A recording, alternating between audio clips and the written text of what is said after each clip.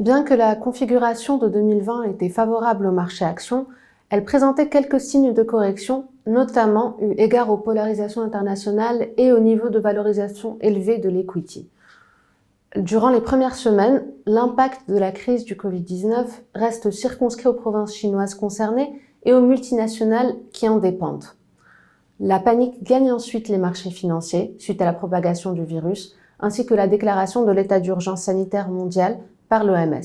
On estime notamment à 5 000 milliards de dollars les pertes de valorisation subies par les marchés internationaux sur la seule journée du 28 février.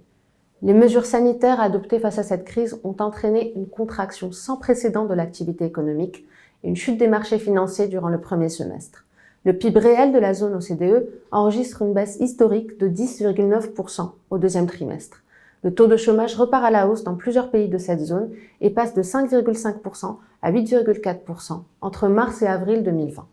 Le déconfinement annoncé ensuite dans plusieurs pays, conjugué au sentiment de maîtrise de la crise sanitaire et les perspectives de vaccination, ont contribué au regain de confiance des investisseurs et de leur appétit pour les actifs à risque en fin d'année. Cette confiance a été soutenue par des mesures budgétaires et monétaires exceptionnelles. Aux États-Unis notamment, la loi sur l'aide et la sécurité économique visant à pallier aux impacts du coronavirus, le CARES Act, totalisait 2 000 milliards de dollars, soit 10% du PIB de la zone. Les pays de l'Europe ont mis en place un mécanisme de soutien atteignant 13% du PIB de la zone. Sur le plan monétaire, les banques centrales des différents pays ont convergé vers une injection massive de liquidités et un maintien des taux bas.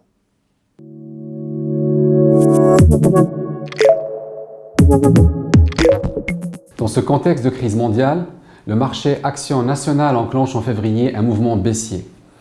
La hausse des cas au Maroc et l'instauration des mesures de confinement plongent le marché dans une baisse historique. Durant le second trimestre, on recense 17 séances de baisse consécutives sur le marché actions. À son plus bas annuel, il affiche un recul de près de 28%. Rassuré par l'efficacité des mesures sanitaires prises par le gouvernement marocain et la préservation des fondamentaux de plusieurs sociétés cotées, le marché actions entame un rebond technique en mars. Cette tendance s'est maintenue avec l'annonce de mesures budgétaires et monétaires inédites.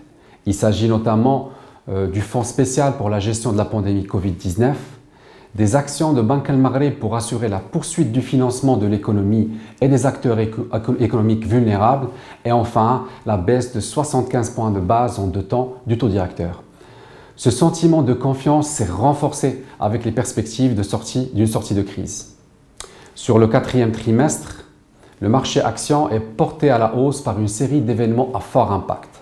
D'abord, l'annonce de la distribution de dividendes par plusieurs groupes bancaires cotés après leur suspension durant le premier mois de la pandémie, la hausse du poids du Maroc dans l'MICA Frontier, le renforcement des relations diplomatiques avec les États-Unis, avec les perspectives d'investissement dans la région sud qui en découlent, sans oublier bien entendu l'annonce du début de la campagne de vaccination.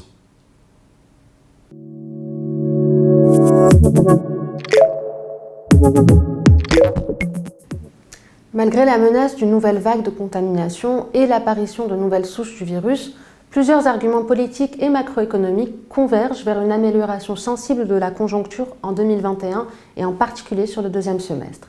Il s'agit notamment de la Chine, qui affiche une croissance positive pour fin 2020 et une progression de l'activité depuis le début de l'année, l'annonce des campagnes de vaccination dans plusieurs pays et le maintien des mesures monétaires de soutien à l'économie mondiale. 2021 a aussi débuté avec la dissipation des incertitudes sur les élections américaines. Ce contexte favoriserait globalement les actifs à risque, notamment autour des thématiques devenues séculaires telles que l'ISR, les secteurs liés à la digitalisation, la robotisation et l'intelligence artificielle, sans oublier les valeurs de croissance pouvant profiter du redémarrage de l'activité économique, notamment dans les pays émergents. Alors, au niveau national, nous pensons que les mesures de relance annoncées contribueront à la reprise de l'activité économique.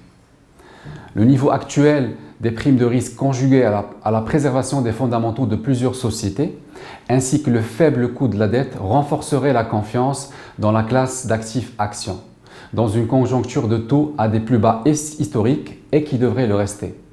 Dans ce contexte, Wafa Gestion déploie son expertise dans la définition de stratégies d'investissement capables de profiter de la relance économique tout en limitant la prise de risque.